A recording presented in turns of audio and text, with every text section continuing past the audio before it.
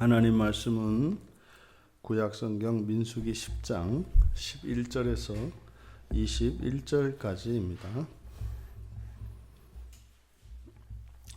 우리 같이 한 목소리로 함께 읽겠습니다. 둘째 해 둘째 달 스무날에 구름이 증거의 성막에서 떠오르매 이스라엘 자손이 시내 광야에서 출발하여 자기 길을 가더니 바란 광야에 구름이 머무니라. 이와 같이 그들이 여호와께서 모세에게 명령하신 것을 따라 행진하기를 시작하였는데 선두로 유다 자손의 진영의 군기에 속한 자들이 그들의 진영별로 행진하였으니 유다 군대는 암미나답의 아들 나손이 이끌었고 이사갈 자손 지파의 군대는 수알의 아들 느다넬이 이끌었고 스불론 자손 지파의 군대는 헬론의 아들 엘리압이 이끌었더라. 이에 성막을 거두매 게르손 자손과 무라리 자손이 성막을 메고 출발하였으며 다음으로 루벤 진영의 군기에 속한 자들이 그들의 진영별로 출발하였으니 루벤의 군대는 스데올의 아들 엘리술이 이끌었고 시므온 자손 지파의 군대는 수리삿대의 아들 슬루미엘이 이끌었고 갓 자손 지파의 군대는 두엘의 아들 엘리아삽이 이끌었더라. 고아디는 성문을 메고 행진하였고 그들이 이르기 전에 성막을 세웠으며. 아멘. 이제 드디어 구름이 떠오른 날, 이제 본격적인 이스라엘 자손의 이제 가나안 땅을 향한 광야의 여정이 이제 본격적으로 시작되었습니다. 그 시작을 알리는 소리가 바로 구름이 떠오름의 증거의 성막에서 구름이 떠올랐다. 이렇게 구름이 성막에서 떠오른 날은 그러니까 둘째 해 둘째 달 스무날, 그러니까 이스라엘의 종교력으로 제2년 2월 20일입니다. 제2년 2월 20일. 그러면 이 날이 왜 2년 2월 20일 날 여호와 하나님께서 이들을 이제 발행시키셨을까?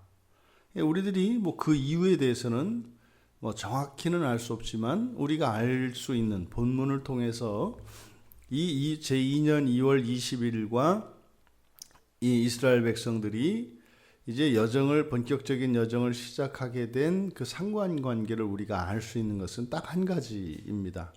유월절입니다. 유월절을 지키는 것과 관련해서 시체로 인하여 부정한 사람들이 유월절을 지킬 수 없게 되자 모세에게 이제 요청을 합니다. 우리도 유월절을 지킬 수 있도록 해 주십시오. 이에 대해 모세가 여호와께 기도하였고 여호와께서 모세에게 응답을 주셨죠. 그래서 한 달 늦춰서 유월절을 지키도록 했습니다. 그러니까 그게 이제 2월 14일에서 2월 15일, 그 2월 14일 밤 이렇게 되겠죠. 그러니까 2월 14일하고 2월 14일에 유월절을 지내고 나면 2월 15일이 되고, 그러니까 두 번째로 이제 유월절을 온전히 이스라엘 자손들 모두가 온전히 지키고 난 뒤 5일 후가 되는 겁니다. 그러니까 이 2월 20일은 그러니까 바로 그 백성들 모두 이제 유월절을 지킬 수 있도록 하나님께서 기다려 주신 것임을 우리가 알 수 있죠. 여기서 우리가 알 수 있는 것은 여호와께서는 그의 백성들이 이런 신앙의 의무들을 지키고자 한다면 지킬 수 있도록 시간을 주신다는 겁니다. 그리고 다 지킬 때까지 기다려 주시고 그 이후에 인도하신다는 사실을 알 수 있어요. 우리가 종종 우리가 알 수 없는 우리의 인생의 마지막 죽음에 대해서 문득 이렇게 염려가 들 수도 있습니다. 내가 아직 이렇게 하나님께 갈 때가 안 됐는데, 또 만약에 내가 죽기 전에 온전히 다 회개도 못하고 죽어서 죽고 난 뒤에 이런 연단의 시간들이 남아있다면 어떨까? 뭐 이런 이제 걱정을 할 수가 있습니다. 그런데 오늘 성경은 분명히 우리에게 가르쳐주는 중요한 정보를 우리에게 가르쳐주는데, 우리가 정말 거룩하게 되고자 하는 그 마음이 있다면 우리가 이루어야 할 그것을 다 이룰 수 있도록 하나님께서는 시간을 허락해 주신다는 거예요. 기다려 주신다는 거예요. 이것은 이제 경험적으로도 이것은 확실히 그렇다는 것을 목회 경험을 통해서도 많이 확인할 수 있는 그런 경우들이 있었습니다. 그런 염려는 이제 안 하셔도 돼요. 그러니까 중요한 것은 원하지 않는 거예요. 그냥 뭐 얼른 이 세상을 뭐 끝내고 싶다라든지, 뭐 이렇게 사후에 마치 아무 일도 일어나지 않는 것처럼, 죽으면 인생이 끝인 것처럼 뭐 이런 생각을 가지고 살아간다면 그것은 매우 위험한 생각입니다. 근데 이제 2월 20일, 제2년 2월 20일에 이스라엘 자손이 이제 발행을 하는데, 이스라엘 자손이 시내 광야에서 출발하여 자기 길을 가더니 바란 광야에 구름이 머무니라. 그러니까 여기서 출발하여 자기 길을 갔다, 이렇게 얘기를 합니다. 그래서 자기 길을 가다라고 하는 이 바이수라고 하는 말은 민수기에서 아주 중요한 핵심 단어인 나사의 파생어입니다. 나사는 원래 들어올리다라는 뜻이지 않습니까? 그럼 여기에 사용된 자기 길을 갔다라고 하는 이 의미를 가진 이 바이수는 나사의 파생어인데, 말뚝을 뽑다, 말뚝을 들어올리다, 이런 뜻입니다. 그러니까 자기 길을 갔다 할 때 성막에 있는 또 이런 장막들을 치고 있는 그 장막들을 이제 해체한 거죠. 이런 성막뿐만 아니라 이스라엘 자손들이 거주하는 그 장막들을 땅에 고정시키기 위하여 줄을 이어서 땅에 박아놓은 말뚝들을 뽑은 것을 말합니다. 근데 그것을 지금 자기 길을 갔다, 그러니까 정확히 이야기하냐면 장막을 해체했다, 뭐 이렇게 되는 겁니다. 시내 광야에서 출발하여 자기들의 장막을 해체했다, 뭐 이런 의미이거든요. 그런데 이것을 이제 자기 길을 가야 된다. 그래서 이게 자기 길을 갔다. 여기에서 말하는 자기 길이라고 하는 것은 단순히 가야 할 길 뭐 이런 것이 아니라 구원과 관련하여 하나님의 거룩한 백성으로서 완전한 하나님의 소유가 되기 위한 거룩한 성화의 삶, 오늘날 우리들에게는 성화의 삶으로서 반드시 가야 할 길, 뭐 이런 의미가 되는 것입니다. 그러니 지금 여기서 모세가 말씀하고자 하는 것은, 이렇게 구름이 증거의 성막에서 떠올랐을 때 그들이 온전히 순종했다는 뜻입니다. 그러니까 실제로 이스라엘 백성들의 광야의 실질적인 그 여정의 출발은 온전한 순종이었다는 것을 이야기하려고 하는 거예요. 그러니까 이게 지금 이 광야를 다 지나고 난 뒤에 기록된 것이기 때문에 이건 복선이죠. 그때는 그랬는데, 이런 아쉬움이 이렇게 있는 겁니다. 사실 우리도 그럴 때가 있었습니다. 우리도 맨 처음 그냥 주님을 만나고, 예수님이 십자가에 못 박히신 게 나였구나. 그러니까 예수님의 형상과 나의 형상이 같이 겹쳐지면서 내가 못 박혀 죽었어야 할 십자가에 나를 대신하여 나를 위하여 그리스도께서 못 박히신 것이었구나. 그 은혜를 깨닫고 정말 하나님의 은혜가 너무 커서 나에게 있는 모든 것을 하나님이 요구한다면 기꺼이 즉각적으로 당장에 드리겠습니다 라고 하는 이런 생각 안 해본 사람이 어디 있냐고요. 했다 이 말이에요. 그러니까 그때는 그랬는데, 그러니까 여러분 첫사랑을 회복하십시오. 그럼 다 찔린다고요. 야, 나도 그런 순수한 때가 있었는데. 그러니까 지금 모세가 바로 이스라엘 자손들의 시작이 이러했었는데 라고 하는 것을 여기에서 밝히고 있는 겁니다. 이와 같이 13절에서 그들이 여호와께서 모세에게 명령하신 것을 따라 행진하기를 시작하였는데 그러면서 이제 순서를 쭉 이야기를 한 겁니다. 이거는 이제 동쪽에 있는 유다 자손의 진영의 군기. 그러니까 이제 동쪽으로부터 정해진 순서대로 뭐 다 이제 했다는 겁니다. 유다 진영에 속한 뭐 유다 군대, 그리고 이사갈 자손, 스불론 자손, 이들이 다 출발을 했다는 거죠. 그러면 원래 여호와께서 가르쳐 주신, 그러니까 민수기 2장 17절에 따르면 이제 그 다음에 이제 남쪽에 있는 제2대가 출발을 해야 되는 겁니다. 남쪽에 있는. 그러니까 이 루벤 진영이 출발을 하고 그 다음에 이제 레위 자손들이 이런 성막의 일체를 다 들고 그 중간에 위치하는 겁니다.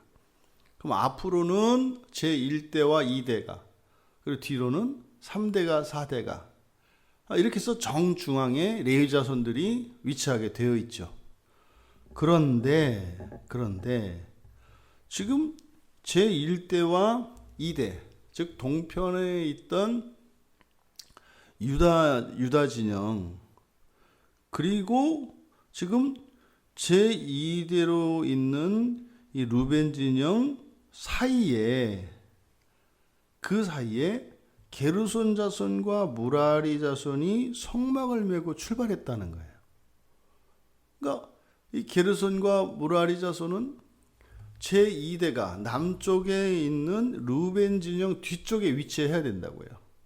근데 이 두 지파는 이 레위의 아들 가운데 이 둘, 게르손과 이 무라리의 자손이 성막을 메고 제1대와 제2대 사이에 위치했다는 겁니다. 그러니까 그리고 이제 제2대인 이 루벤 진영의 루벤, 시므온, 그리고 이 갓 자손의 지파가 출발한 다음에 그 뒤에 고핫 자손이 성물을 메고 행진했다는 거예요. 그러니까 지금 정 가운데에 있어야 되는 레위의 자손들이 이게 지금 나뉘어 있어요. 고핫 자손을 중심에 세워놓고 바로 이렇게 게르손과 무라리는 그 중간에 1대와 2대 중간에 들어갔다 이 말이죠. 그러니까 이것은 여호와께서 맨 처음에 모세에게 명령하신 것과 달라요. 그럼 여기서 우리가 모세는 이스라엘 자손은 여호와의 명령에 온전히 순종을 했다라고 이야기를 시작을 했는데 정작 온전히가 아니에요. 똑같지가 않다 이 말이에요. 지금 레위 자손들을 둘 하나로 나누어서 지금 분산 배치했지 않습니까? 그러면 모세는 왜 고핫인만 중앙에 위치시키고 나머지 둘은 먼저 앞서서 보냈을까? 그러니까 여기서 지금 우리가 본문에서 얻을 수 있는 단서는 고핫 자손은 성물을 메고 행진하였고 21절에 그들이 이르기 전에 성막을 세웠으며 이렇게 되어 있어요. 그러면 첫째로 이 고핫 자손만을 중심에 위치시킨 그 한 가지 원인을 우리가 생각해 볼 수 있는 게 고핫 자손이 성물을 메고 행진하였기 때문이라는 거죠. 그러니까 게르손 자손과 무라리 자손이 가지고 가는 성막과 그 기둥들, 이것들과 성막 안에 있는 성구들을 구별하고 있는 것을 우리가 알 수 있어요. 그러니까 모세는 고앗 자손들이 옮기는 7 촛대, 그리고 진설병, 그리고 향단, 그리고 증거궤, 요 성소와 지성소의 안에 있는 이 성구들과 성막을 구성하는 이 장막과 기둥들과 거기에 관련되어진 말뚝과 이런 모든 것들을 다르게 구별하고 있는 거죠. 그러니까요, 성소와 지성소 안에 있는 이것이 더 거룩하고 더 중요하고 이것이 핵심이다 라는 생각을 가지고 있었음을 우리가 어렵지 않게 추측할 수 있습니다. 모세 생각에 바로 이 성막 전체가 똑같이 거룩한 것이 아니라 그 안에 있는 것을 따로 특별히 더 중요하게 여겼고 그것을 성막의 핵심이라고 생각을 했구나. 그래서 따로 구별했겠다. 이런 생각을 할 수 있겠습니다. 또 한 가지 더 그 원인으로 볼 수 있는 것이 그들이 이르기 전에 성막을 세웠으며, 그러니까요, 먼저 앞서서 출발을 한 이들이 고앗 자손이 성문을 들고 이렇게 가니까, 그러면 게르손과 무라리 자손이 먼저 도착을 해서 장막을 치는 거죠. 그래서 고앗 자손들이 그 자리에 도착할 때 지체하지 않고 바로 성막 안으로 이 성물들을 드릴 수 있도록 하기 위한 효율적인 목적으로 했겠다.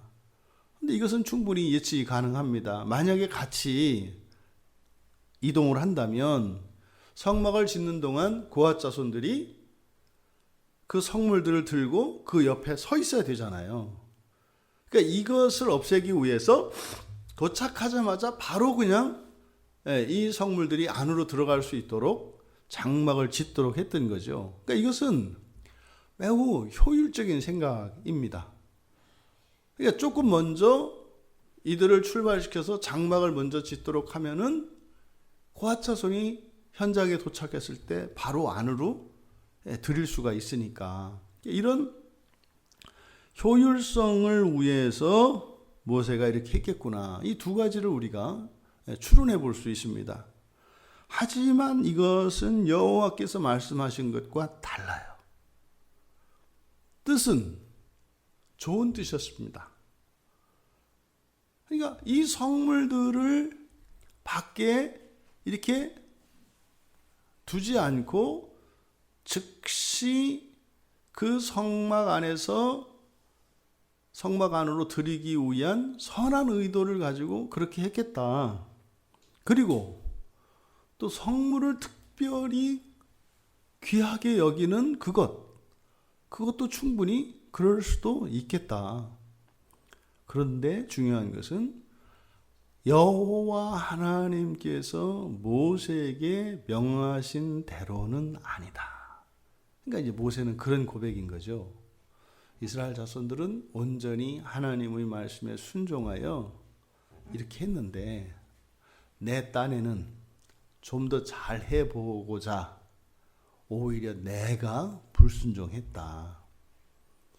그럼 이제 이 모세가 훗날 이제 광야에서 이스라엘 자손들이 이렇게 불순종하고 하나님의 뜻을 막 이렇게 듣지 않고 이렇게 할 때 자신의 모습을 또 거기에서 이제 보게 되는 거죠. 정작 이스라엘 자손들은 출발을 잘했는데 내가 그때는 실수했다. 이런 것을 여기서 드러내고 있다.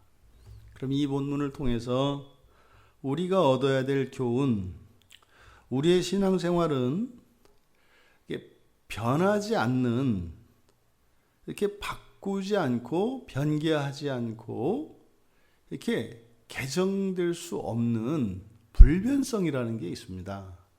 그러니까요, 2000년 전, 3000년 전에 신앙생활을 하던 것과 오늘날 우리들이 신앙생활을 하는 것 사이에 변하지 않는 불변성이 있다고요.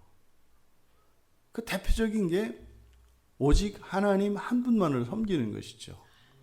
또 구약에 있는 이런 율법들을 하나님의 완전한 말씀으로, 완전한 법으로 우리가 의에 이를 수 있는 수단으로 여긴다는 거죠.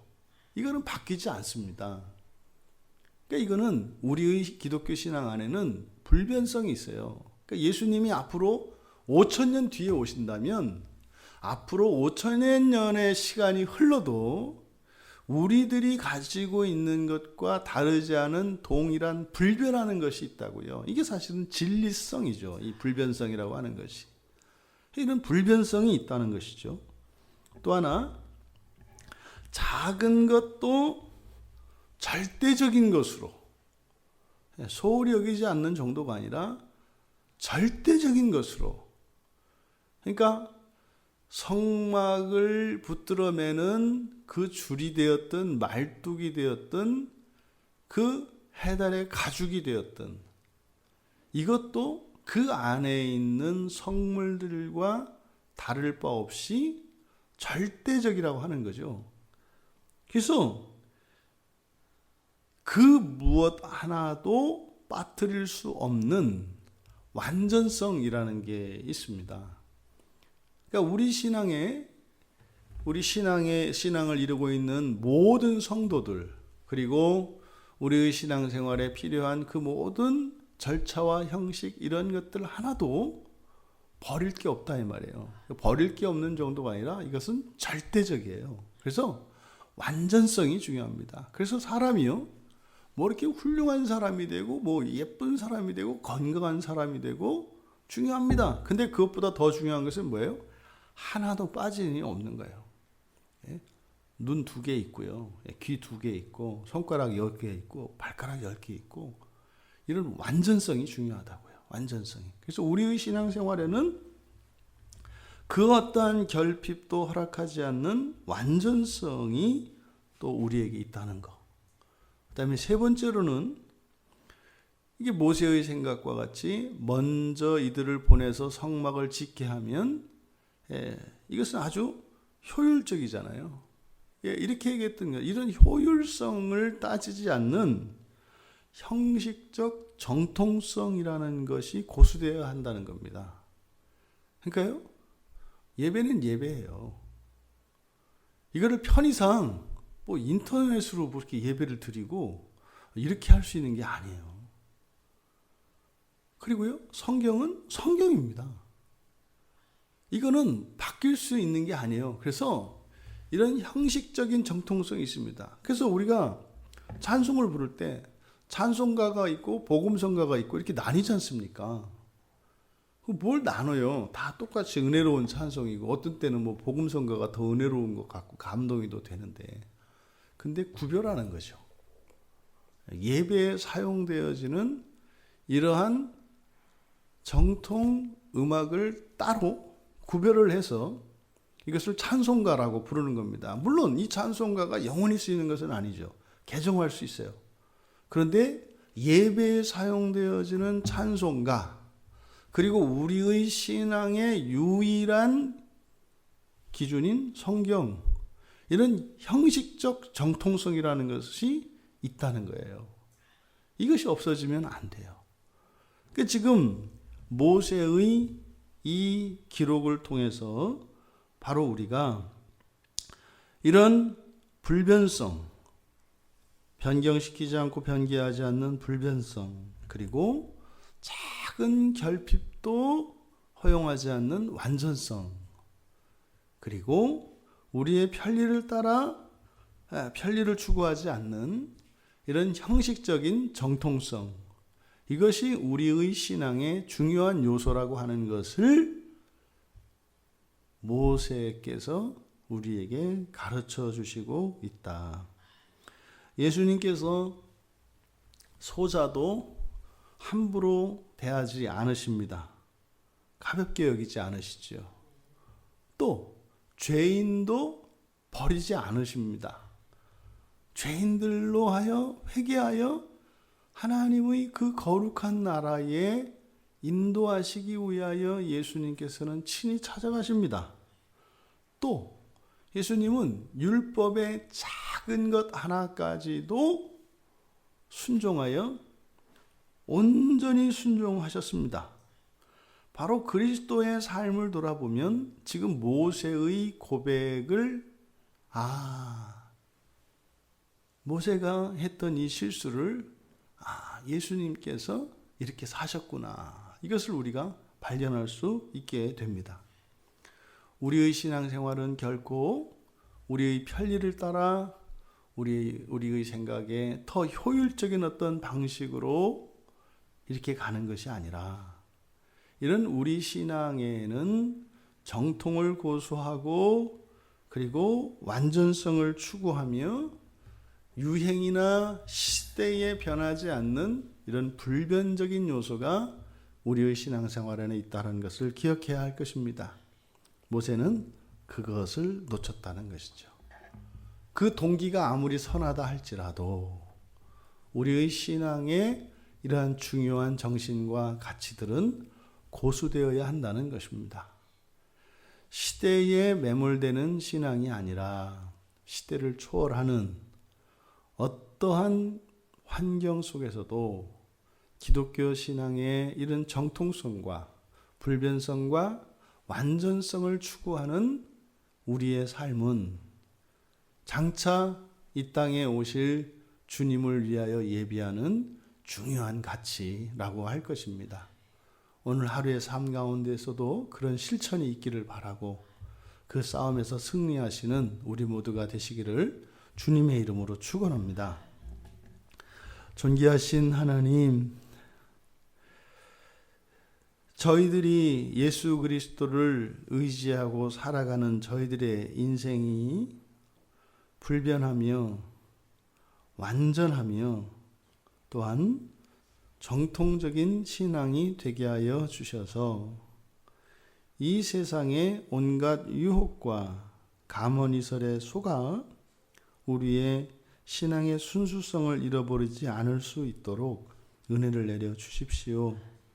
세상이 무엇라 하든 사람이 우리를 어떻게 평가하든 성경을 통하여 저희들에게 주신 그 원리만을 유일한 신앙과 삶의 원리로 삼아 거룩한 인생을 다 마칠 수 있도록 은혜를 내려 주시옵소서. 감사하며 예수님의 이름으로 기도하옵나이다. 아멘.